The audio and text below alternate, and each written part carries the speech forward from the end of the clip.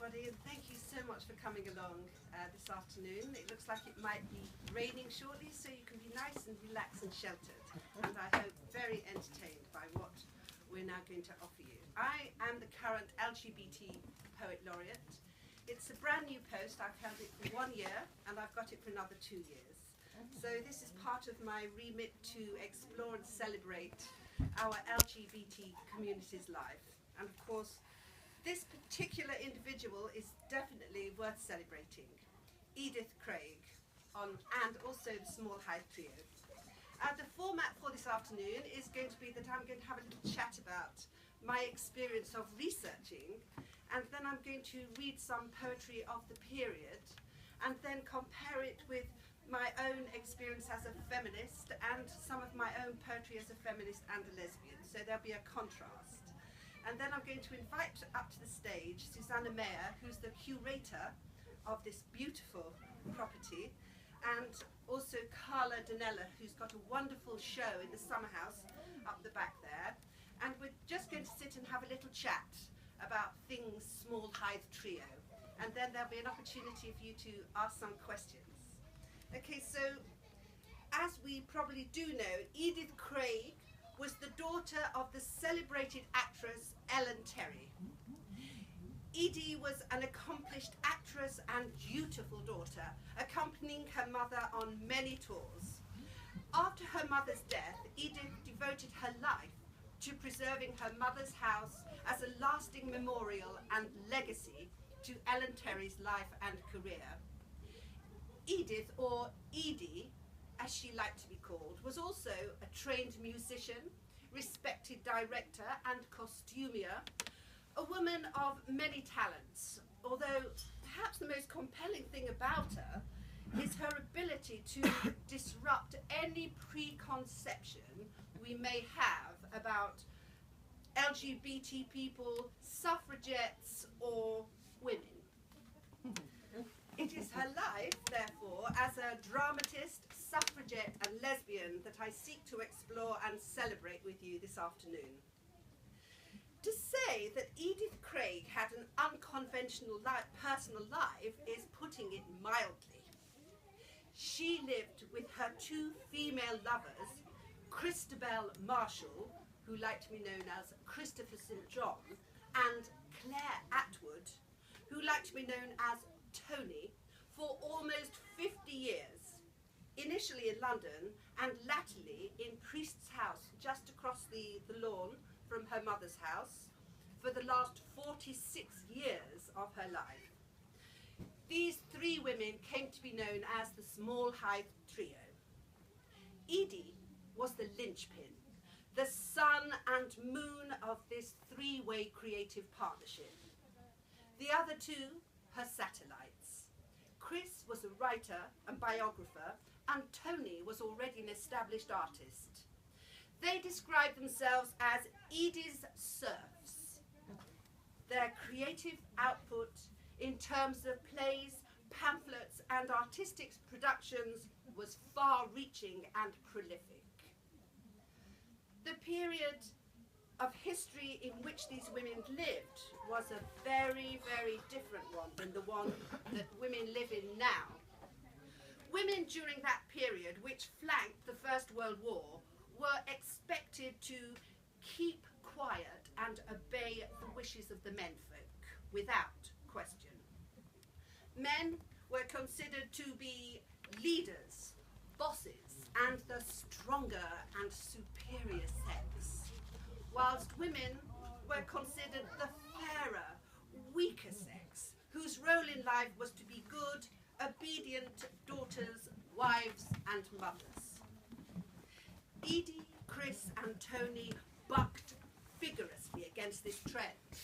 As suffragettes, they campaigned for female emancipation and equality. Although women didn't actually receive the right to vote on the same terms as men, by that I mean over 21, until 1928.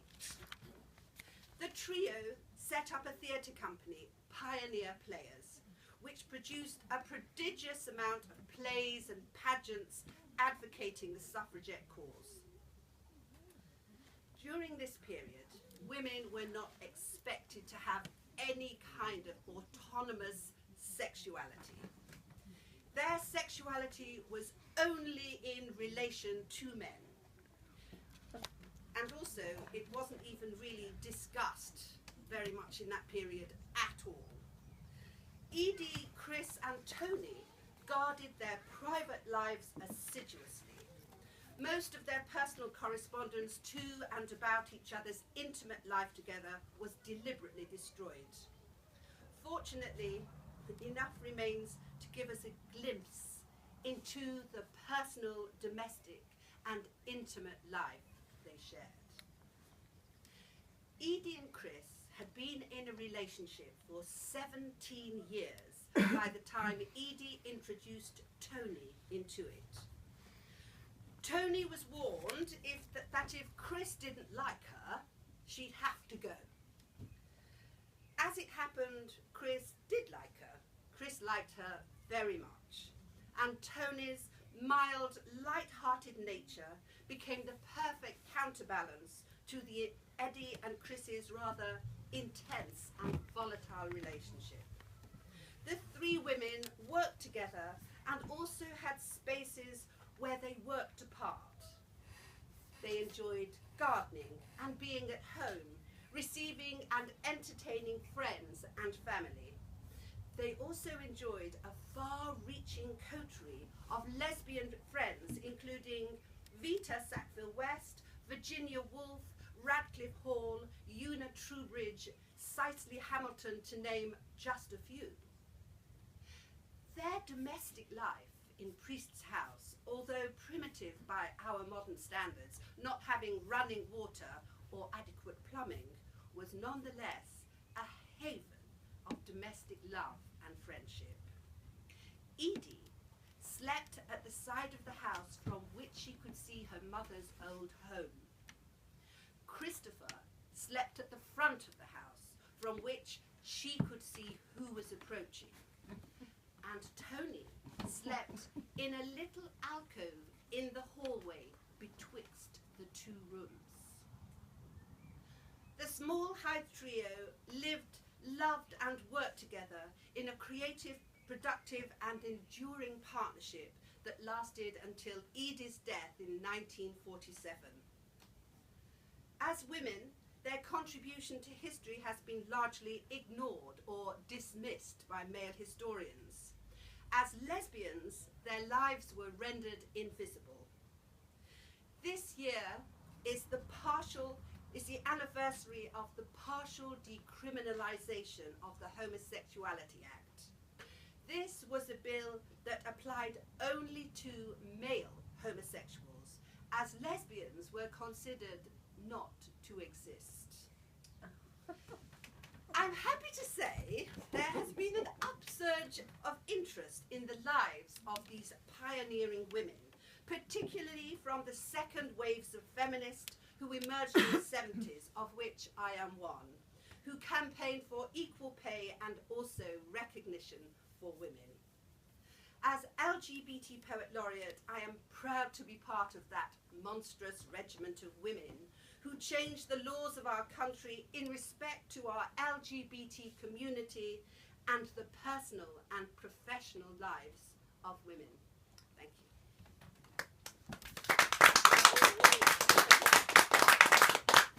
Well, what I'd like to do now is I'd like to read a selection of poetry written by some of the women who lived in the period of the Smallhythe trio, so you can see the kind of work that was being delivered and sent out there by lesbians and suffragettes of the period.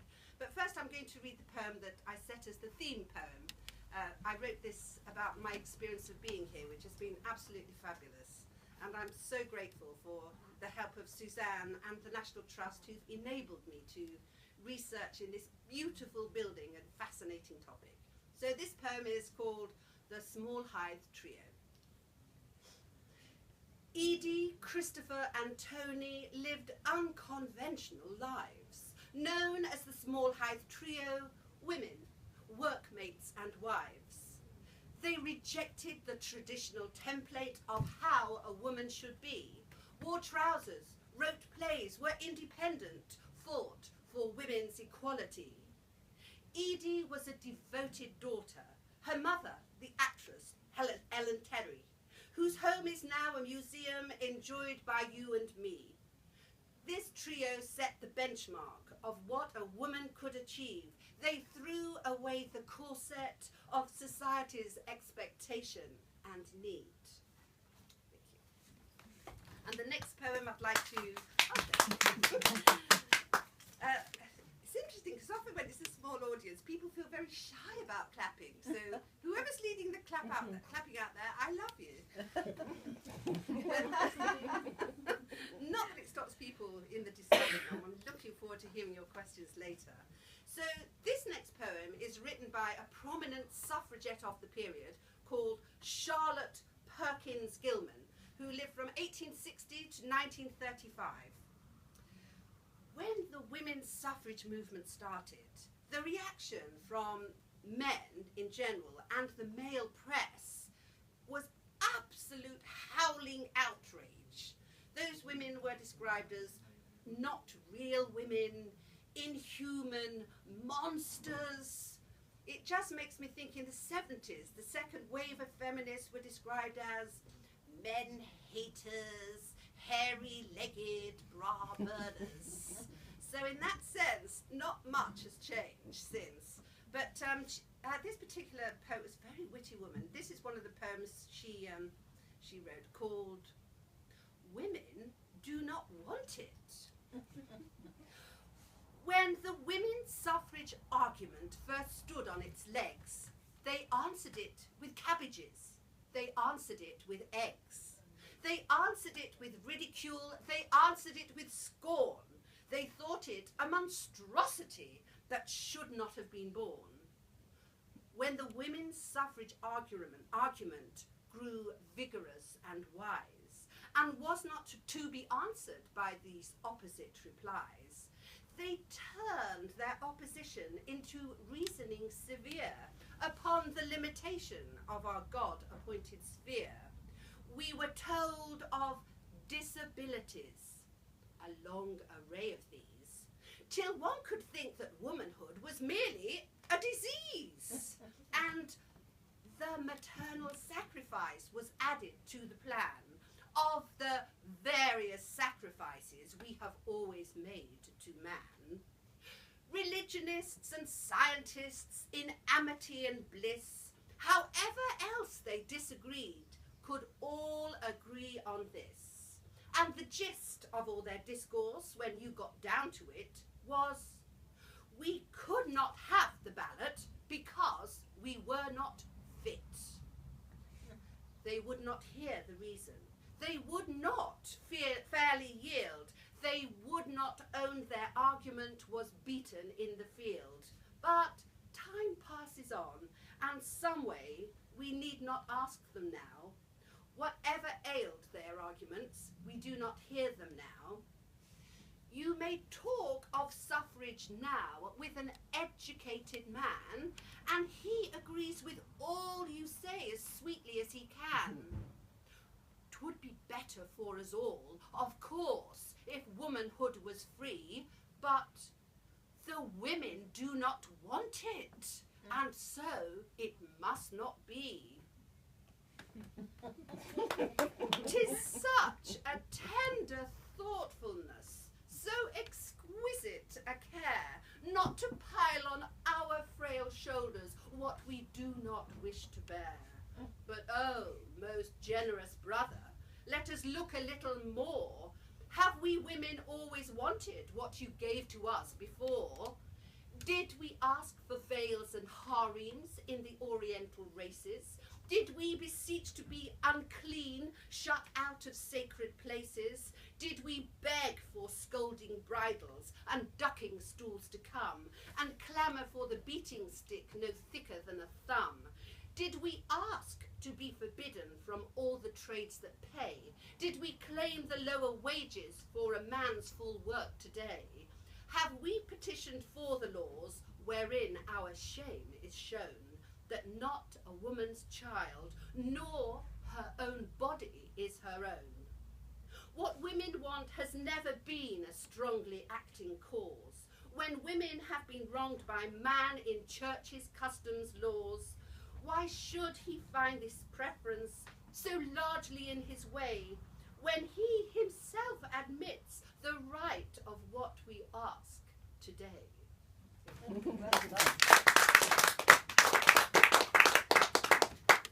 And actually, I'd like to read you a poem by a couple of rather famous lesbians of the period who all lived locally. This one is by a writer called Radcliffe Hall, and she wrote a very famous and iconic, rather depressing, I felt, novel called The Well of Loneliness, which every young lesbian, it's a sort of rite of passage. You have to feel this book and then feel deeply worried and inadequate. But this poem will give you an idea of the intensity of that woman's passion. It's called Ardour. The thought of you has filled the night with wonder, the dawn with praise, till all my senses thrill like roses under the morning's rays. This love of ours has clad with newfound splendor the hills and streams, no forest glade but sighs of vast surrender in noontime dreams. No star in heaven but grants a starry lover some tender boon. No drifting cloud but longs to clasp and cover her lady moon. No song of bird that is not song of mating in sylvan shade. No sigh of wind that is not sigh of waiting for bliss delayed. The world itself a garden wherein we wander mid passion flowers, or pause to kiss a while and fondly ponder this joy of ours.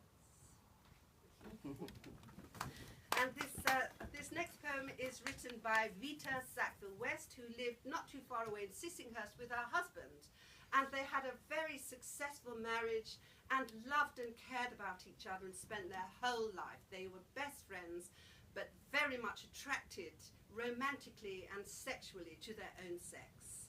So this is a poem that Vita Sackville-West, it was recently discovered actually, it's a new poem of hers. It was written to her lover, Violent Trefusis, and was actually written in French, although I'm not going to torment you with my French, I'm going to read it in English. When sometimes I stroll in silence with you through great floral meadows of open country, I listen to your chatter and give thanks to the gods for the honest friendship which made you my companion.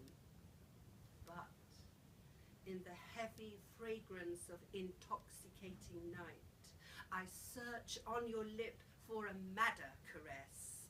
I tear secrets from your yielding flesh, giving thanks to the fate which made you my mistress. Oh. Thank you. So now I'd like to read some poetry written by myself. And this is a poem that I wrote about the period when I first came to London in the 70s. And I came from quite a small town, and fortunately I met lots of other young men and women who also come to London to study at drama school or university, and we all sort of palled up together and explored our new world. This one's called The Way We Were. Newly arrived in London, seeking fame, fortune, friendship, and the kind of sex we couldn't find in our small towns and villages. We were ravenous, wanted to grab life by the throat or fall in and be overwhelmed by it, grow into ourselves. We were gagging for it, brimming with fear and excitement, impatient for a brand new life of our own making. We took courses, loitered in clubs, pubs and places, hoping to meet a bona fide homosexual or become one. We marched together, on streets paved with hope and wonder, held hands at Greenham, shouted, made love as much as possible, the way we were. We thought would never change or end. Now, the way we are today will tomorrow's history amend.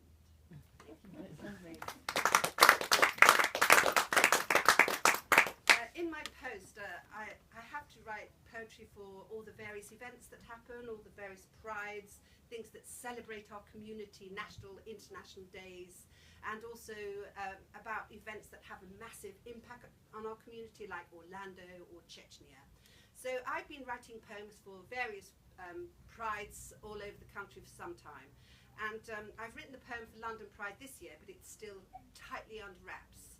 So I'm going to read you the poem that I wrote for London Pride last year, and I performed it on the Trafalgar stage, and it was the theme poem of the whole Pride thing. Let's celebrate this day, be proud of who we are, dazzling in diversity, here from near and far. Just look around and see, it's love that sets us free. We're every colour, creed and style, LGBT. Our hearts are open wide. There is no need to hide. Embraced by our community, being who we want to be. So here at London Pride, with friends on every side, let's dance and sing and shout. We're queer, we're proud, we're out.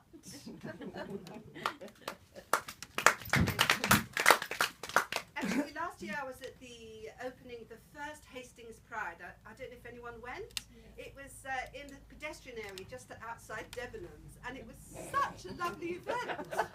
It was fabulous. There were lots of kids and people putting on makeup, and I performed this poem and changed the word London to Hastings. And this year, unfortunately, I've got another work commitment, so I'm not going to be able to make it this year. It's on the 27th or 29th, Jess, of August? 29th, Saturday the 29th of August. And I've actually dedicated this poem to the Pride Committee, so if you're anywhere near, go along. It really is a really lovely do. So this next poem I wrote for Lesbian Visibility Day, because you know what, it's just that weird thing in history. We just get written out of it. It's like lesbians are invisible. So I wrote a poem for Amnesty International and Stonewall about Chechnya. So obviously I was sort of liaising, talking to like some of the journalists who were sending information from Chechnya, and it was all about men. And I was saying, well, what about the women? And they were saying, oh no, there aren't any. It's like, what? No lesbians, you're joking. So the following day was Lesbian Visibility Day, and I just changed my plans and thought I just have to flag this one up. So this is the poem I wrote for Lesbian Visibility Day this year. This is a poem for all the lesbians in Chechnya, Nigeria, Libya, Burma, who become invisible to save their lives or are considered not worth reporting. This is a poem for the brave lesbians who stand up